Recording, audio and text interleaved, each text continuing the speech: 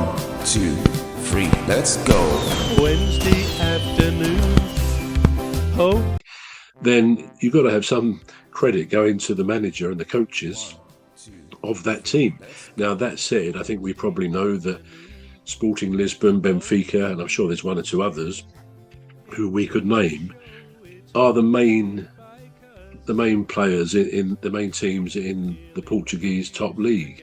So, yeah, you'd have to say it's not simply the manager, but there's a mixture of both. You know, the relative straightforward nature of many teams in the league, so you probably end up beating or at least drawing with them, as well as a very good manager who, let's face it, he makes the players believe in themselves. He'll make them believe that they're the best, and I think that was one of his qualities. So I think it's a bit of both him and the slightly easier league the further down you go on it. Yeah. Okay. Now, the next one that we're going to move to is, and I'm guessing it's going to spill over to the next segment anyway. So, but we're still going to. Now, Mikel Arteta's Arsenal haven't been beaten by any of Chelsea's last 5 managers. Really? And it actually lists the managers. So, sadly, is included Rosinho, which is the current one, Enzo Maresca, Mauricio Pochettino, Frank Lampard, and Graham Potter. Graham Potter, yeah. Now, and there's another stat that says that Chelsea hasn't won Arsenal since August 2021. So what is it that Arsenal's got? I mean, all right. So just one last one. So there's this player that used to play for Manchester United, and he's gone to Chelsea. I'm thinking of his name now. Anyway, it'll come to me. He's a young lad, and he used to play for Manchester United, but he's gone on loan to Chelsea. All right. And he said, if Manchester United can beat Chelsea, then we can do it. This was before the game. How so very wrong he was. Now, what is the secret in beating Arsenal for Chelsea? Other teams do it. Why can't Chelsea beat Arsenal? Yeah. I mean, it could have gone either way last night, couldn't it? I didn't see the match, but the Carabao Cup, which I think Arsenal won in the added on time, didn't they? After 90 minutes. So that presumably could have gone either way. So it could have happened, but I think quite simply at the moment, Arsenal are the best team by far in the Premier League.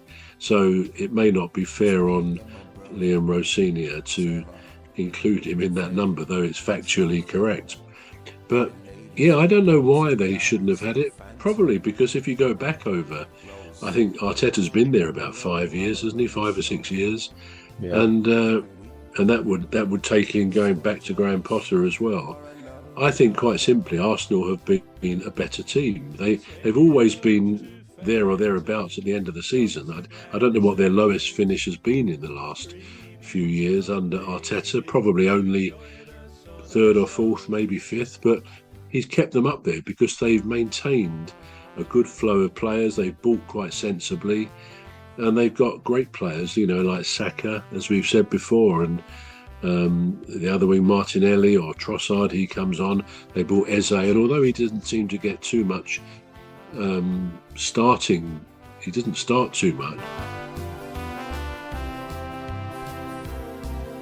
Say hello to old Mimi, Dr. Gladys and Rose, 3 beautiful ladies who join us on our shows.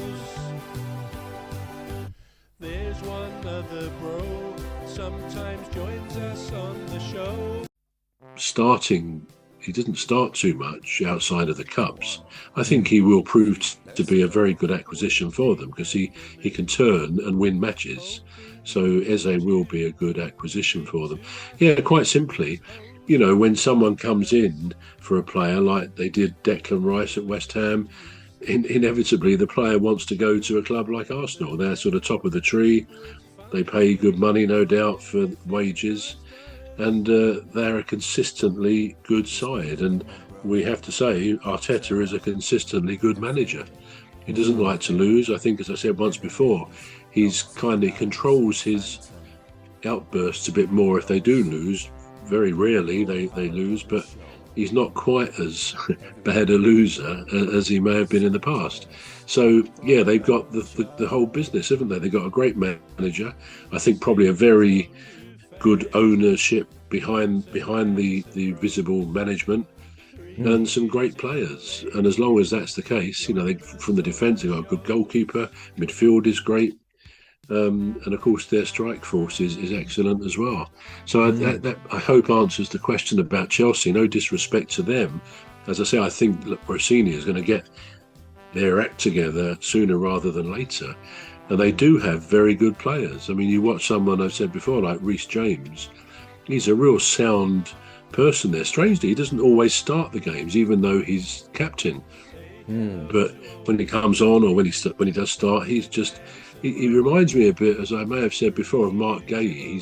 When the ball comes to him, to Reece James, he's never really rushed. He's got the confidence and the ability to sort of choose where he's going to put it, where he's going to pass it, or the pace at which he wants to do it. So he's a player very much in control of his own game, like Mark Gay is. So yeah, there's a good foundation at Chelsea, I think, and they in the future, I think they are going to give the likes of Arsenal some good, healthy competition. Yeah, well, I hope so. I don't begrudge Chelsea. You know, they're not bad. They're not a bad team. It's just they just seem to mind their own business. Anyway, this is all we've got time for in this segment. Right, I remember the name of that player now. It's called Alejandro Garnacho, I think. All right, okay. Garnacho, yeah, it used to be. Yeah. Anyway, so we're going to bring this segment to a close, and join us on the next segment. I've been Emmy Hikins, and he calls me Cos. And I'm Trevor Gear, and he calls me bruv. Yeah, so see you on the flip side. See you shortly. See you shortly. Wednesday afternoon, hoping you say hello to old Mimi, Dr. Gladys and Rose, three beautiful ladies who join us on our shows. There's one other bro, sometimes joins us on the show.